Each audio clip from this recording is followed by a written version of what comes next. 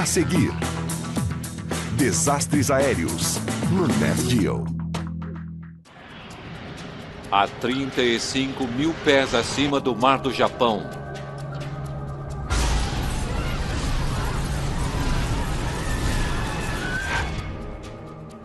Korean Air 007, ilegível, ilegível. Estamos enfrentando uma descompressão rápida. Descida para 10 mil. Os pilotos perdem o controle do avião. Freio aerodinâmico. Um 747 com 269 pessoas a bordo cai em direção ao mar. Poucas horas depois, começam a circular em Washington rumores de que os soviéticos estavam envolvidos. Este incidente chocante aumenta a tensão entre dois grandes rivais. A investigação é envolta em segredo e enganos. Cabe então aos investigadores encontrar a resposta antes que a queda de um avião de passageiros leve a uma guerra total.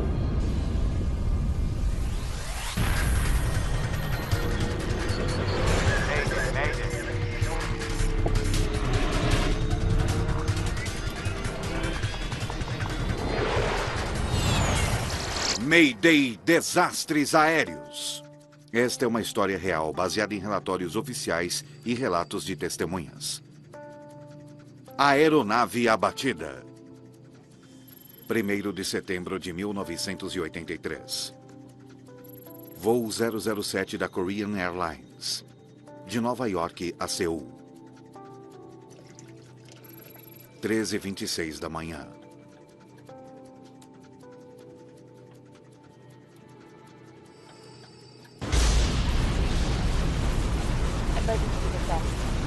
Descida de emergência.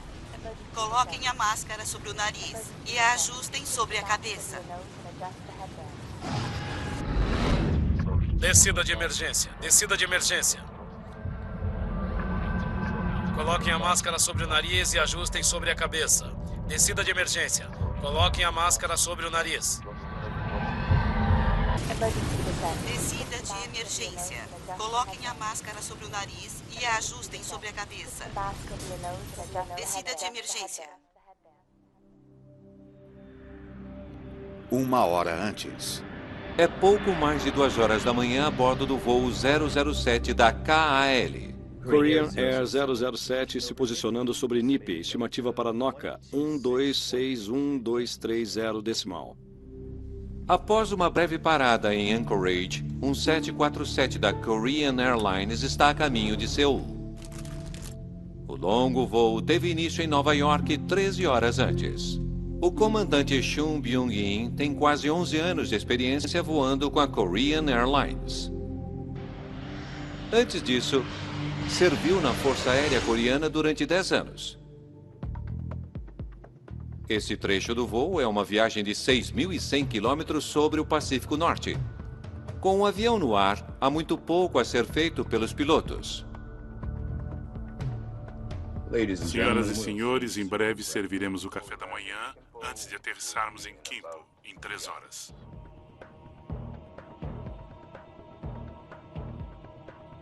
Muitos dos passageiros planejam fazer conexões para outros destinos ao desembarcarem em Seul. Mary Jane Hedry está indo para o Japão para começar uma nova vida. Minha irmã Mary Jane tinha encontrado um emprego. Ela tinha sido contratada por uma empresa de automóveis de Tóquio e era exatamente o perfil de pessoa que eles precisavam. Ela estava embarcando para uma nova etapa da carreira dela.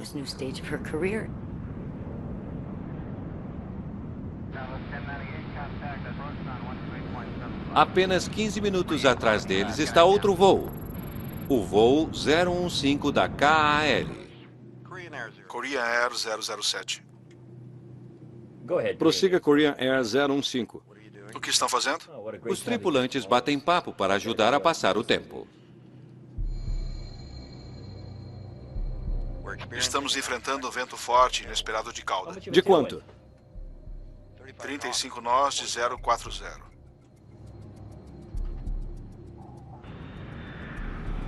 Procurando economizar combustível, a tripulação decide levar o avião a uma altitude superior. Controle de Tóquio, Korean Air 007. Controle de tráfego aéreo, Tóquio. Korean Air 007, Tóquio. Korean Air 007 solicitando subida para 350. Entendido, aguarde.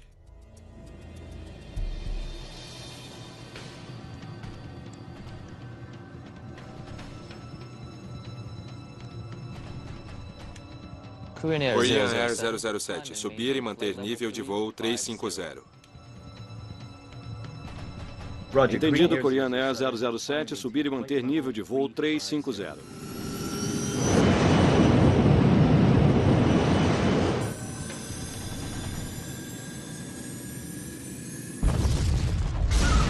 E então, sem qualquer aviso, o avião fica fora de controle. O que aconteceu? Reduzir potência.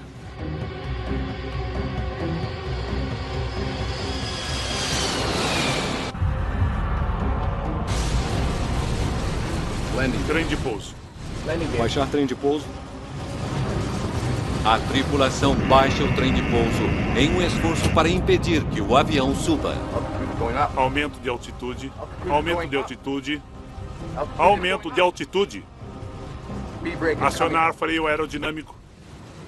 Não consigo descer. Isso não está funcionando. Não está funcionando. Os motores estão normais, senhor. Comandante. É uma descompressão rápida?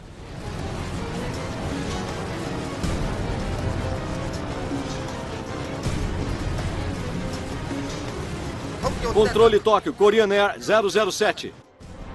Korean Air 007, Tóquio. Estamos enfrentando uma descompressão rápida. Descida para 10.000. Korean Air 007, ilegível, ilegível. Rádio em 10048. Atenção, atenção, atenção. Korean Air 007, Tóquio.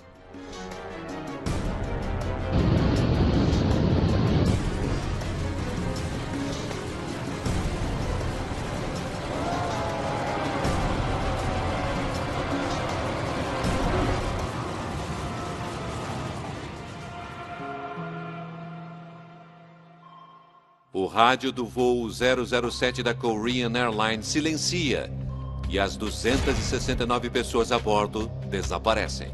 Korean Air 015, poderia tentar contato com Korean Air 007, por favor, e transmitir posição? Todos os esforços para contatar o voo são em vão.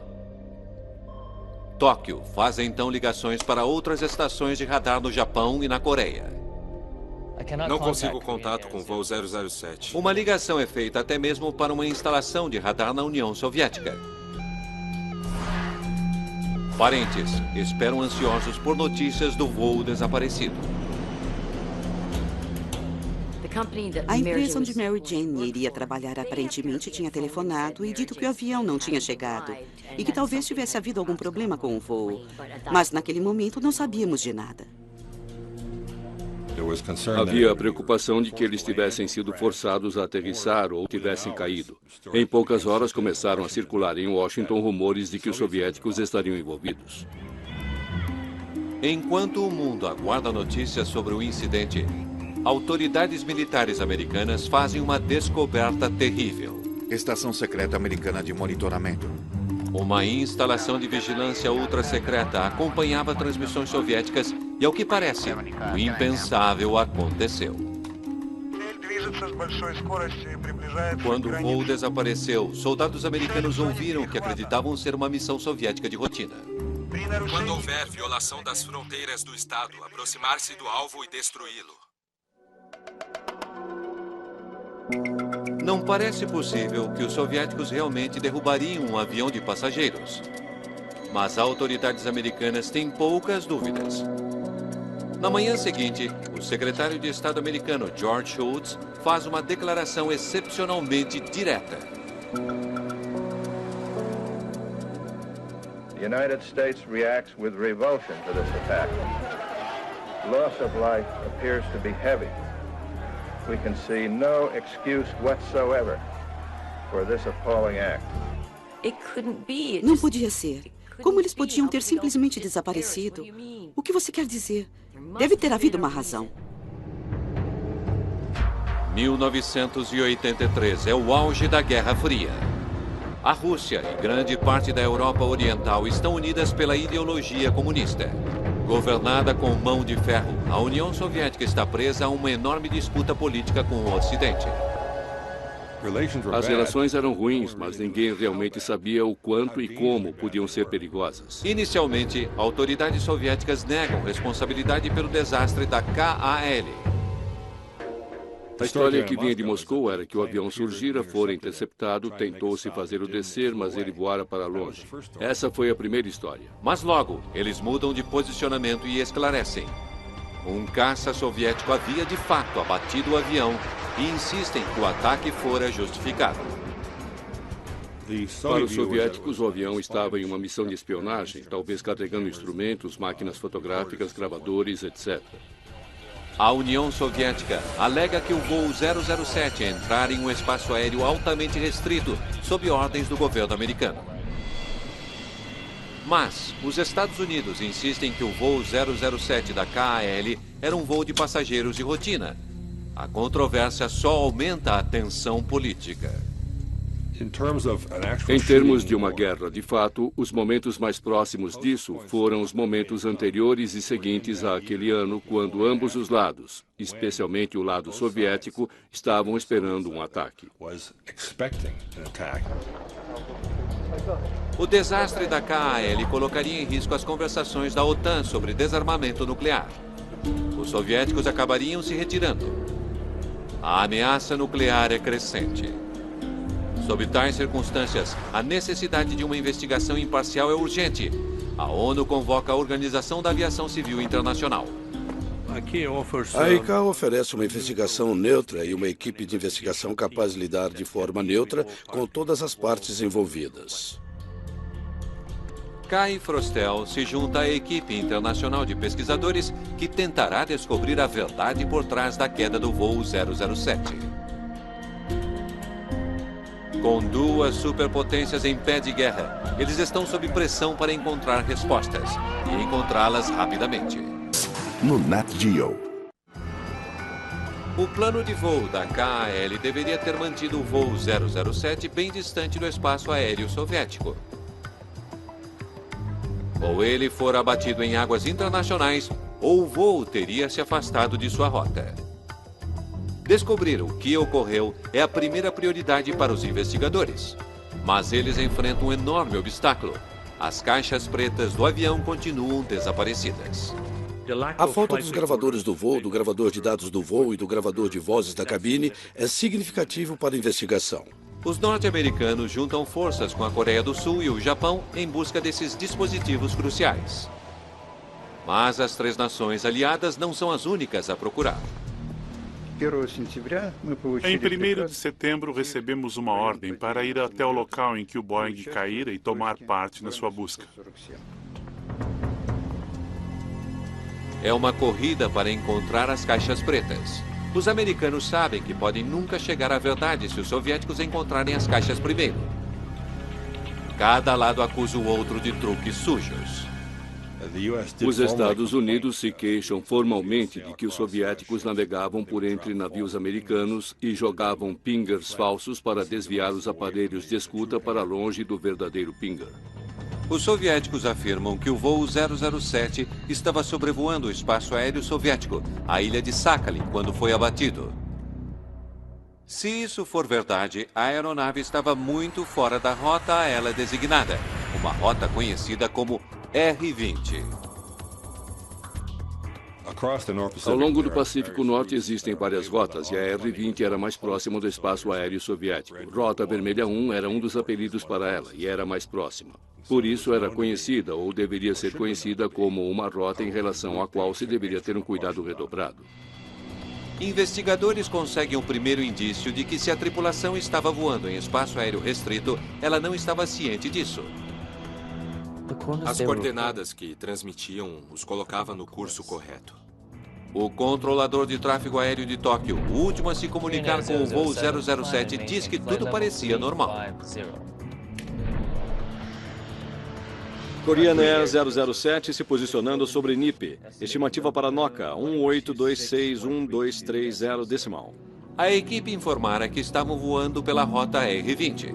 Mas assim como com todos os demais voos sobrevoando o Pacífico, o 007 estava fora do alcance do radar de Tóquio. O controlador só podia contar com os pilotos para verificar sua posição. Talvez eles estivessem errados sobre onde estavam. Aquela possibilidade torna-se ainda mais provável quando os investigadores conversam com a tripulação do voo da Korean Airlines, que estava poucos minutos atrás do voo 007. Conte-me sobre a conversa com o voo 007. O comandante do segundo voo relata uma conversa estranha com a tripulação do voo 007. Estamos enfrentando vento forte inesperado de cauda. De quanto? 35 nós de 400. Ainda temos um vento de proa de 15 nós. Se estivesse aqui, receberia um vento de proa? Seria quase impossível que um voo tivesse um vento de cauda e o outro tivesse um vento frontal. Alguma coisa não faz sentido. Com a caixa preta ainda desaparecida, os investigadores não têm como saber onde o voo 007 da KAL realmente estava no momento daquela conversa. Aquilo tornava a investigação muito difícil, porque não tínhamos nenhuma informação direta que eu normalmente teria como investigador de acidentes.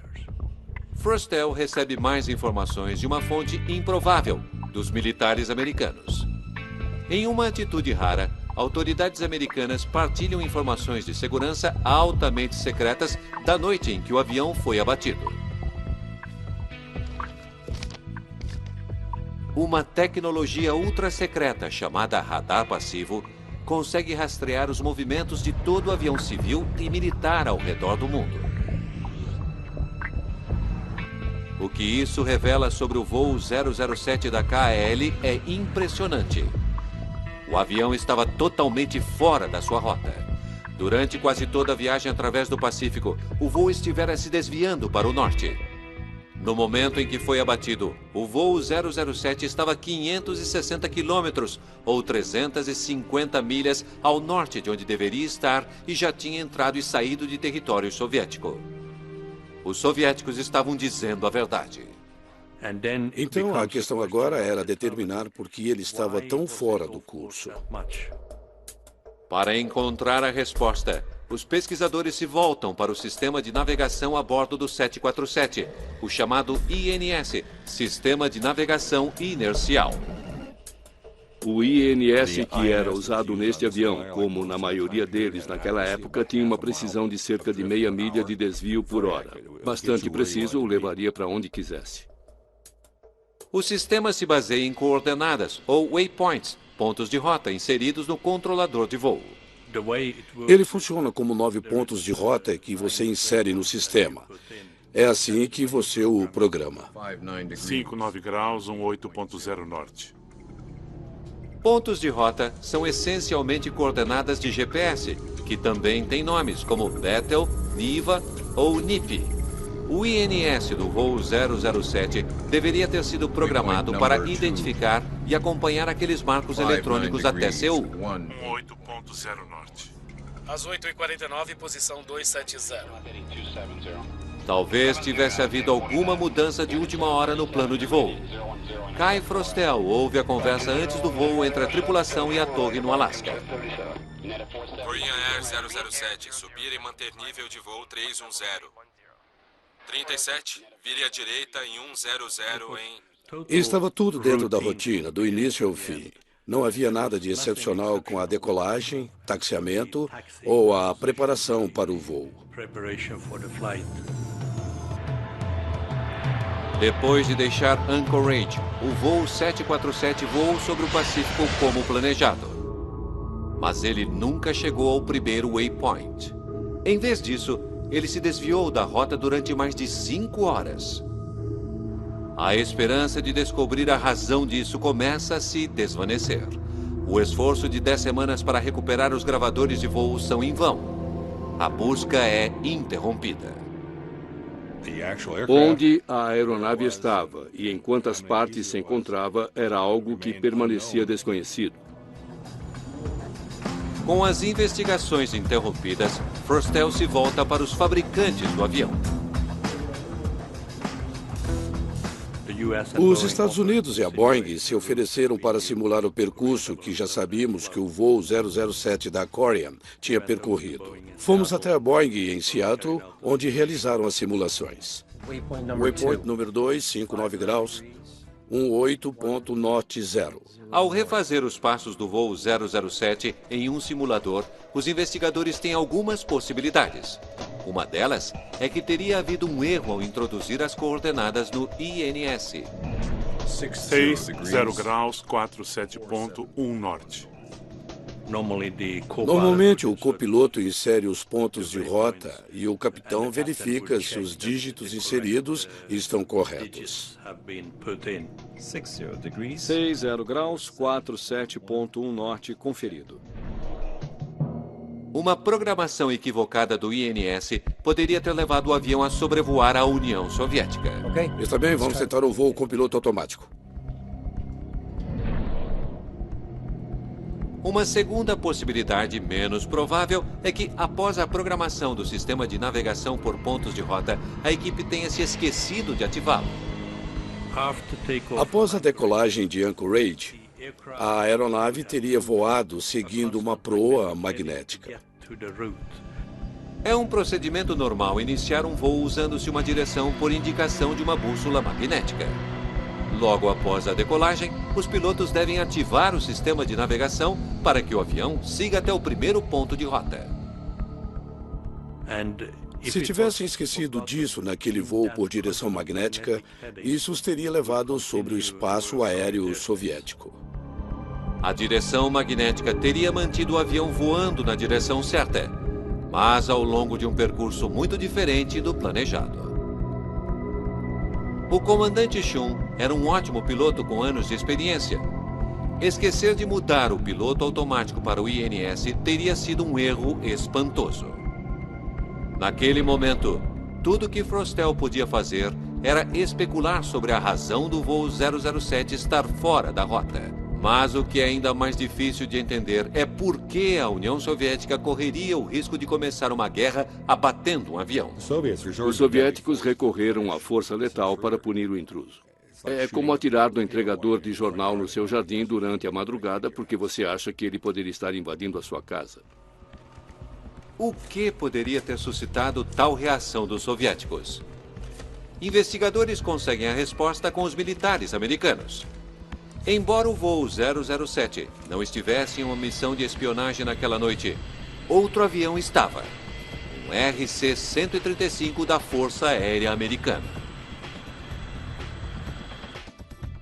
Eles estavam acompanhando um RC-135 que fazia movimentos em 8 bastante lentos ao largo da costa. Com seus próprios dispositivos de escuta, estavam à espera de um teste de mísseis soviéticos. O avião espião estava perto da fronteira soviética, no caminho do jato da KAL. Quando seus caminhos se cruzaram, os dois aviões podem ter se tornado indistinguíveis no radar soviético. Quando o 007 entrou no espaço aéreo soviético, a União Soviética assumiu que fosse um RC-135. Localizaram um intruso e eles simplesmente seguiram os padrões estabelecidos para casos como aquele. Quando da violação das fronteiras do Estado, aproximar-se do alvo e destruí-lo. Entretanto, ainda há questões perturbadoras. Será que o piloto teria chegado perto o suficiente para ver o alvo com seus próprios olhos? Será que ele sabia que aquele era um avião de passageiros?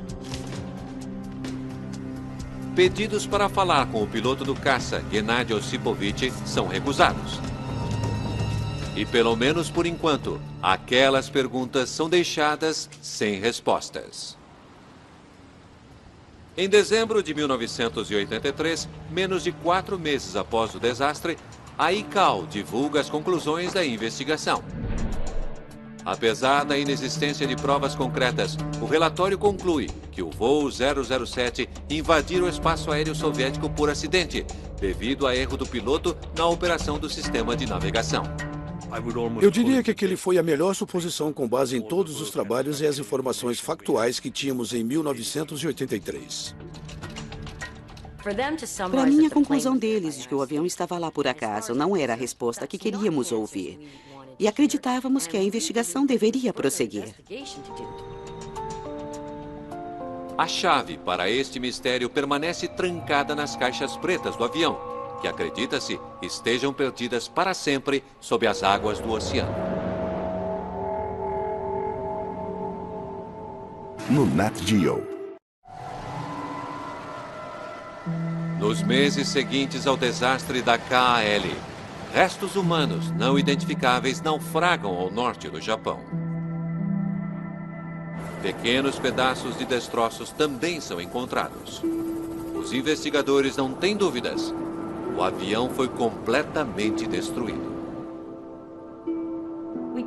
Não sabíamos onde os corpos estavam.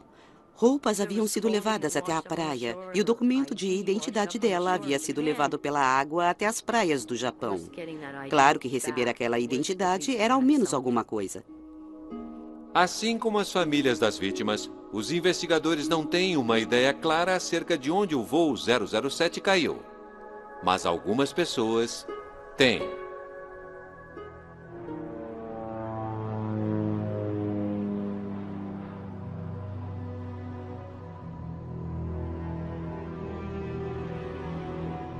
Altos funcionários soviéticos estão ocultando o fato de que, um mês após o incidente, eles não só encontram os destroços, mas acharam também as caixas pretas tão importantes.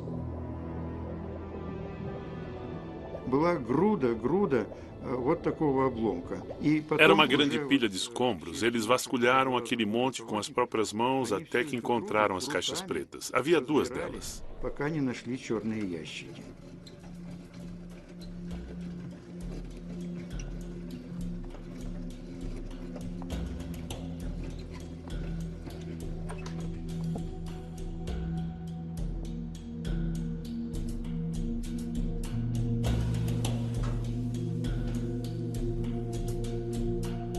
Os soviéticos ficam com as caixas pretas.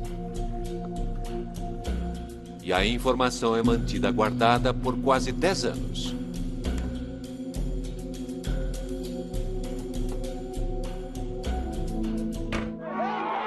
Até que a virada da década traz um desfecho feliz para a Guerra Fria. A Glasnost inaugura um novo espírito de abertura na Rússia.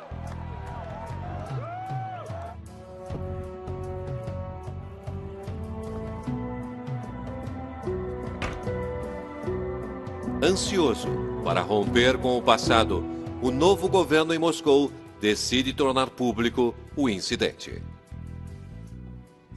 A revelação de que eles tinham os gravadores de dados e caixas pretas foi uma surpresa. De repente, esse novo material prometia algumas respostas reais. Eu sabia que aquilo nos diria alguma coisa. Eu queria acesso aos fatos a partir das fitas. Queria comparar aqueles fatos com o que tínhamos escrito em 1983. Em 1992, durante cerimônias oficiais em Seul, o líder russo Boris Yeltsin entrega os gravadores de voo há tanto tempo aguardados. Fui abordado por um general da KGB que me disse: "Você provavelmente não me conhece, mas eu fiquei com os gravadores durante 10 anos. Eu os tinha no cofre e em meu escritório e sabia que aquilo era um grande segredo internacional. Isso me perturbava imensamente. Todo dia, quando eu ia para o escritório, eu olhava para o cofre e sabia que os gravadores estavam lá. Ele me disse: "Você talvez não entenda, mas esse é o dia mais feliz da minha vida."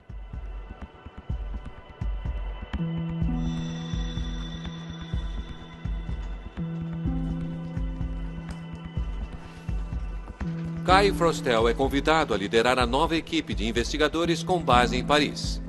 E, como clara indicação de que os tempos mudaram, Vladimir Kaufman, russo especialista em aviônica, se junta à equipe.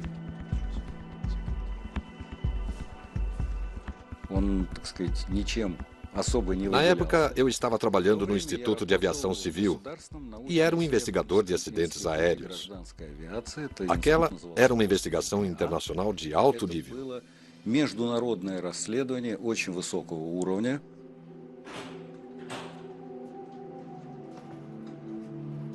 A primeira tarefa é certificarem-se de que as caixas pretas eram autênticas. Havia grande suspeita em muitas instâncias de que os russos ou os soviéticos tivessem violado as fitas ou tivessem feito fitas falsas. Por isso, precisávamos validar 110% a autenticidade das fitas. Havia lacres sobre as caixas. Lembro-me dos lacres de cera sobre elas. Tiramos então fotografias e os lacres foram removidos. Investigadores confirmam que a CVR entregue pelos russos é a mesma caixa que fora instalada no voo 007. Eles abriram, a verificaram e validaram os números de série e número do modelo.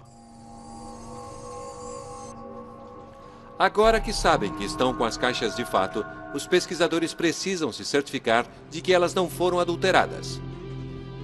Logo surge uma suspeita. Durante o processo de limpeza, eles perceberam que havia algumas rupturas na fita e que elas haviam sido emendadas pelos russos. Não é incomum que uma fita se rompa durante o impacto de um acidente, mas a desconfiança em relação à antiga União Soviética é grande. Primeiro, eles examinaram aqueles locais de emenda, tiraram fotografias e as ampliaram. Uma das técnicas que os franceses utilizaram, e que eu não conhecia porque não era utilizada nos Estados Unidos, fazia uso de um dispositivo de análise de fotografias. Eles conseguiam fazer isso com uma grande ampliação óptica e realmente conseguiam visualizar as ondas magnéticas. O teste confirma que não houve acréscimo ou remoção de dados do gravador de voz quando a fita foi emendada. Pode repetir? Finalmente, os investigadores podem ouvir a fita, seguros de que cada palavra é autêntica. Como é? Já está na hora do café da manhã? Você quer comer agora? Vamos comer mais tarde. Mas tudo o que ouvem é uma conversa despreocupada da tripulação.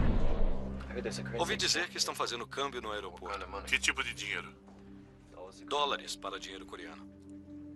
Está em linhas domésticas. 52010, interceptar 4 americanos, 1037. Não há uma palavra na fita que sugira que a tripulação estivesse em uma missão de espionagem. Era uma conversa totalmente rotineira. Ou aqueles caras eram os atores mais sangue-frios e enganadores do mundo, ou realmente não faziam ideia de onde estavam. Infelizmente, acho que este era o caso. Parece improvável que o voo 007 da KAL estivesse em uma missão de espionagem. Entretanto, ele fora pego voando sobre território soviético. Investigadores já há muito suspeitavam que o grupo havia programado de forma equivocada o sistema de navegação ou o haviam deixado no modo errado, configurado para voar seguindo uma direção magnética. O gravador de dados do voo finalmente lhes dá a resposta definitiva. Os dados revelaram que a aeronave voava seguindo uma proa desde logo após a decolagem de Anchorage até o fim. Não houvera qualquer desvio na direção magnética.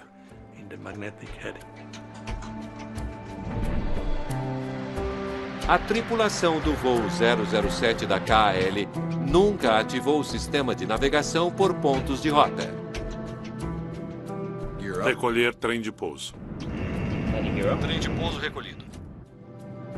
Passando agora para 500. Ao que parece, eles simplesmente se esqueceram de um passo fundamental do procedimento normal de voo. O INS estava funcionando corretamente, tinha sido carregado corretamente e seguir o percurso que devia. Mas o piloto automático não estava seguindo os comandos do INS. Ao contrário, ele estava no modo de bússola. Por isso ele só está dizendo onde deveriam estar. Investigadores descobrem que mesmo que o avião estivesse seguindo a direção selecionada na bússola e não os waypoints, o computador teria continuado a exibir seus pontos de rota de destino, mesmo que o avião não estivesse próximo deles. Korean Air 007 se posicionando sobre NIP. Estimativa para NOCA 182612330 decimal. Isso pode explicar por que a tripulação não percebeu seu erro. A equipe também não percebeu uma indicação fundamental de que estava terrivelmente fora da rota. Estamos enfrentando vento forte inesperado de cauda. De quanto?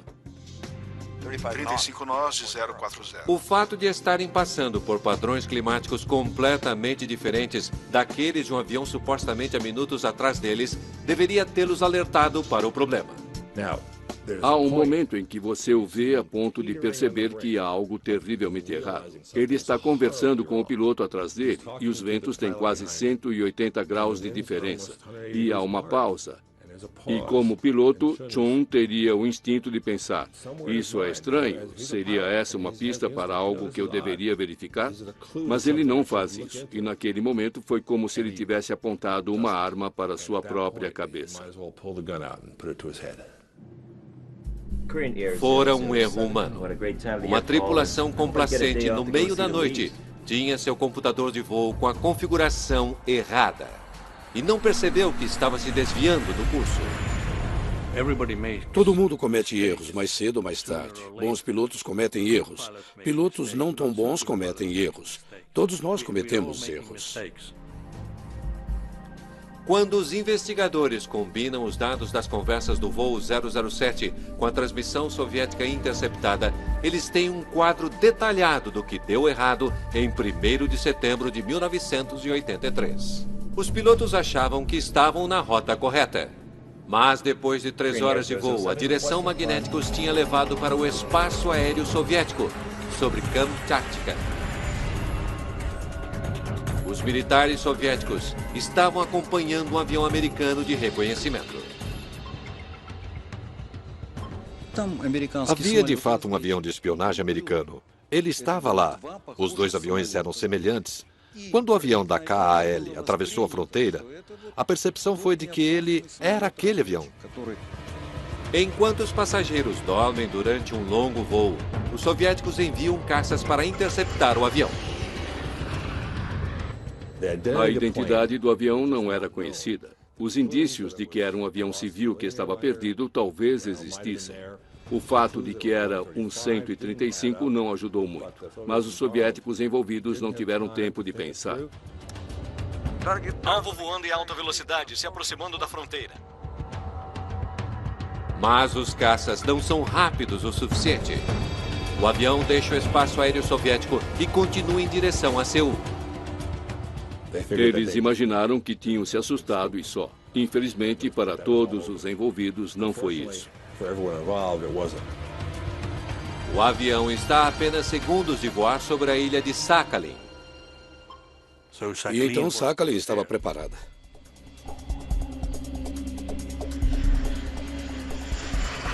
O voo 007 da KAL entra em espaço aéreo soviético pela segunda vez.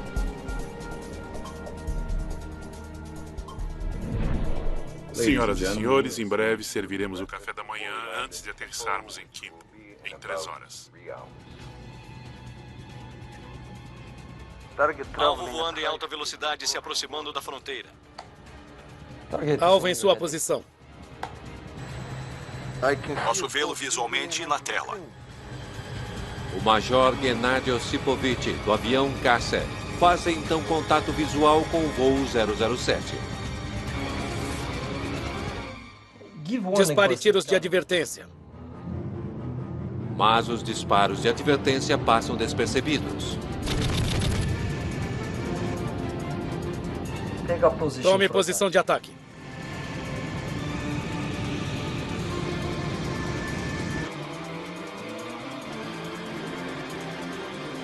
Aproximação do alvo para abatê-lo.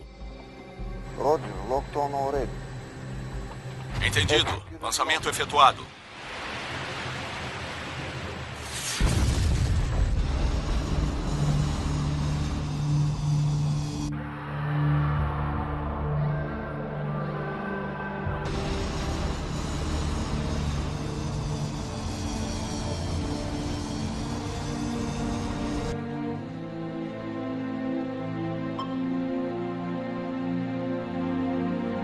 Alvo abatido. O piloto do caça acredita que o 747 era um avião espião inimigo. Só quase uma década depois de ter abatido o voo 007 da KL, o piloto conta seu lado da história.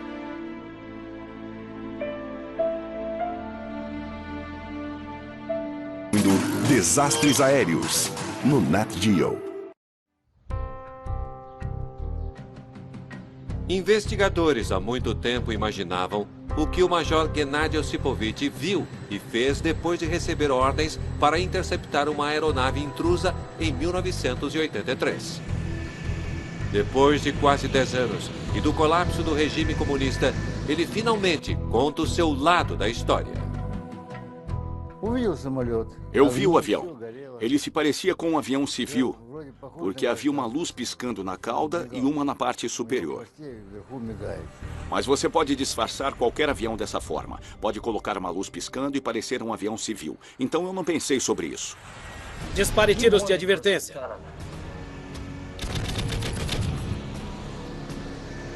Quando são disparados tiros de advertência, isso geralmente inclui traçantes, que são como chamas facilmente visíveis. No entanto, Osipovich não tem traçantes em seu canhão. Eles deveriam carregar traçantes, mas ninguém os havia carregado havia 6 meses. Por isso, eles não estavam lá. Mas mesmo sem os traçantes, Osipovich acha que a tripulação do 747 deveria tê-lo visto. Quando eu os alcancei, eu estava voando assim, e ele estava voando assim. Como poderiam ter se virado e não me visto? Eu estava voando com luzes, tudo estava de acordo com o protocolo. Ele deveria ter me visto. E uma coincidência terrível sela o destino de 269 pessoas. Korean Air 007 solicitando subida para 350.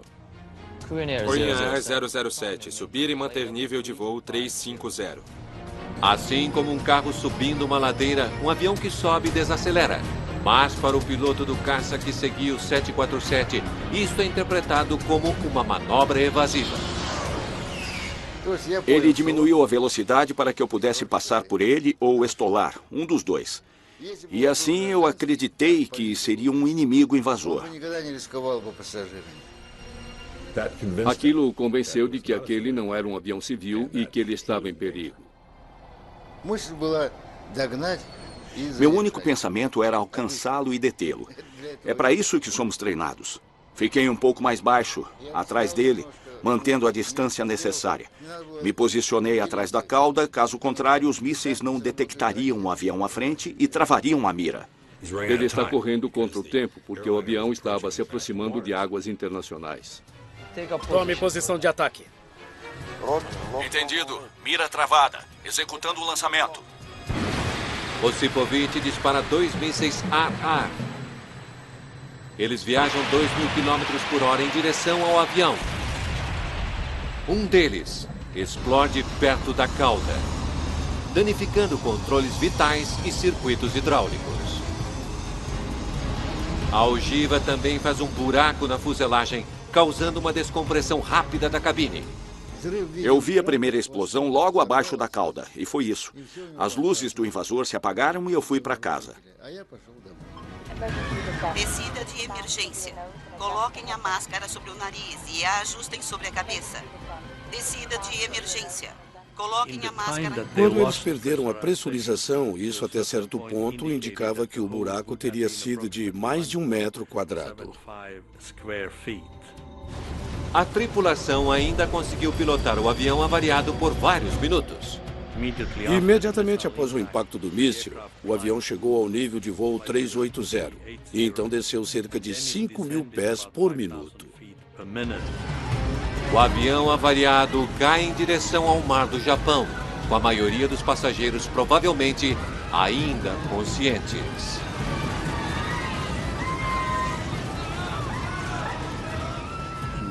E é então que a gravação é interrompida.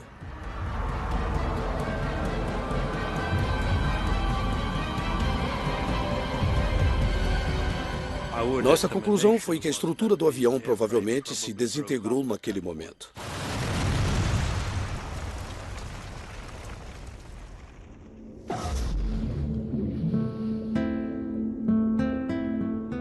Até hoje, Gennady Osipovich está convencido de que derrubou um avião espião. Eu sabia que eles não me mandariam interceptar um avião civil ou de carga. Apenas se fosse um invasor. Nós não o estávamos culpando, mas algumas famílias o fizeram. Elas diziam que era culpa dele, que ele apertara o botão e que atirara. Elas estavam procurando alguém para culpar. Era evidente que ele estava vivendo com o que tinha feito. E para que pudesse viver e dormir com aquilo, era preciso acreditar que aquele era um avião espião, que não havia passageiros a bordo e que ele não tinha matado 269 pessoas. E se é nisso que ele quer acreditar, eu não vou culpá-lo. Em 1993, Kai Frostel tem a prova que tanto lhe faltara quando ele divulgou seu primeiro relatório. Ele consegue provar como os pilotos coreanos erraram e acabaram fora da rota. E como o piloto soviético interpretou a situação. A destruição do voo 007 é considerada um acidente. Frostel recomenda que todos os aviões de passageiros sejam equipados com uma clara indicação de que o piloto automático esteja selecionado em proa.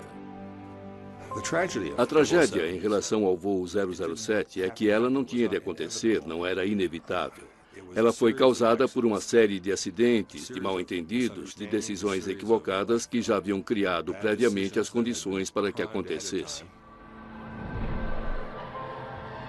Quando minha irmã Mary Jane se despediu de mim no aeroporto, ela me abraçou tão, mas tão apertado, que eu disse a ela, Mary Jane, eu sinto como se eu nunca mais fosse ver você outra vez. O voo 007 da Korean teve um grande impacto na minha vida. Aquilo me tocou profundamente. Foi algo muito triste para mim. E meus pêsames e condolências durante todos esses anos sempre foram para aquelas famílias. Versão Marshmallow São Paulo.